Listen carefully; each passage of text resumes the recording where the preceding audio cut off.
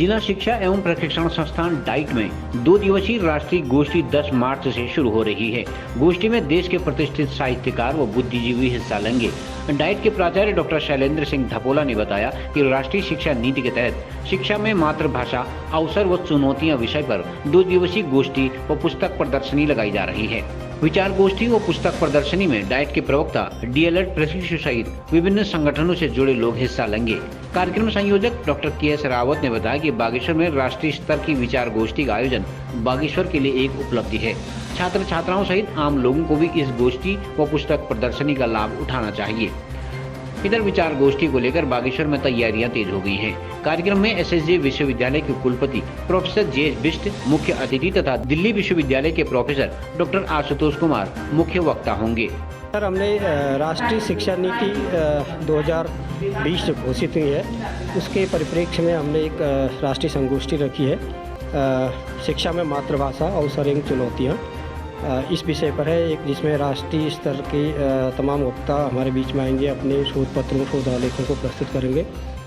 इसमें मुख्य वक्ता के रूप में हमारे बीच में दिल्ली यूनिवर्सिटी से प्रोफेसर आशुतोष कुमार जी हैं प्रथम दिवस में, और द्वितीय दिवस में मुख्य वक्ता के रूप में रहेंगे उत्तराखंड मुक्त विश्वविद्यालय से डॉक्टर अनिल कार्की।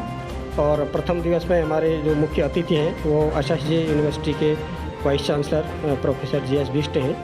इसमें नई शिक्षा नीति में जो मातृभाषा के बारे में बात कही गई है, और माननीय प्रधानमंत्री का विजन भी है कि भारतीय भाषाओं को कैसे मुख्य धारा में लाया जाए, और तमाम ज्ञान विज्ञान की बातें जो विभिन्न विषयों में हैं उनको हम मुख्य रूप से भारतीय भाषाओं में करें।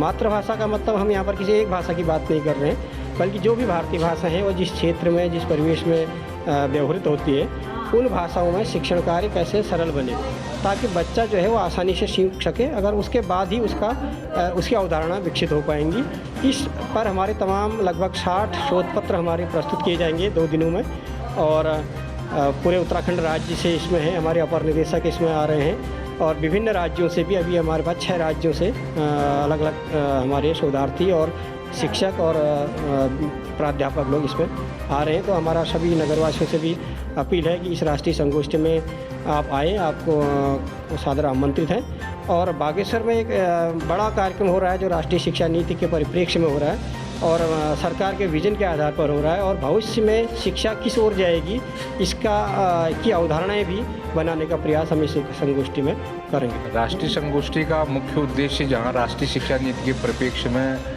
किस तरह से अपनी जो मातृभाषा है वो सीखने में सहज है, सरल है, इस पर व्यापक विमर्श होना है। क्योंकि शिक्षाविदों का मानना है पूरे देश और दुनिया में कि भाषा, अगर मातृभाषा होगी तो सीखना सरल, सहज और आनंददायी होता है। तो यहाँ विगत कई दौर में एक ऐसा देखा गया है कि मातृभाषा से इतर हटके जब बच्चों को शिक्षण कार्य कराया जा रहा है तो उसमें बहुत कठिनाई में महसूस कर रहे हैं। एक हिस्सा तो इस संगोष्ठी का ये है।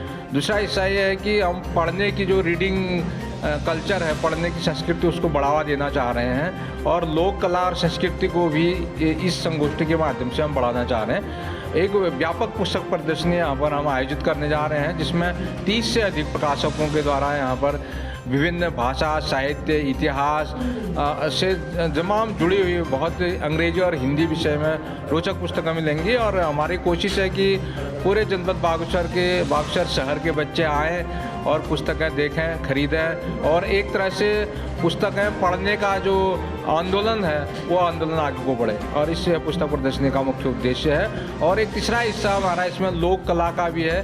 कई शिक्षक साथी हमारे जो है लोक कलाओं पर काम कर रहे हैं, उनकी भी एक व्यापक प्रदर्शनी लगेगी। तो इसमें पूरे तमाम देश से कई से लोग जुड़ रहे हैं। उत्तराखंड राज्य के कई जनपदों से, लगभग समस्त जनपदों से शिक्षक प्रतिभाग कर रहे हैं, और यहाँ हमारे डीएलएड के ट्रेनीज भी हमें शोध पत्र प्रस्तुत कर रहे हैं। तो इस तरह से एक बागेश्वर के लिए एक ऐतिहासिक अवसर है, और इस अवसर से हम इस राष्ट्रीय संगोष्ठी से निस्संदेह कोई निष्कर्षों को हम राज्य स्तर तक पहुँचाएंगे, जिससे कि आने वाले समय में जो शिक्षा में नीतियाँ हैं उसमें कुछ इसका प्रभाव देखने को मिल सके। इसमें दर्शक और श्रोता कौन हो सकता है, इससे आपकी लोगों से अपील करें? अब दर्शक और श्रोता कोई भी हो सकता है, लेकिन उसका एक हिस्सा है, तकनीकी हिस्सा है, जिसमें जो मंच से बोलने का हिस्सा है उसमें वही लोग बोल पाएंगे जिन्होंने शोध पत्र लिखा हो।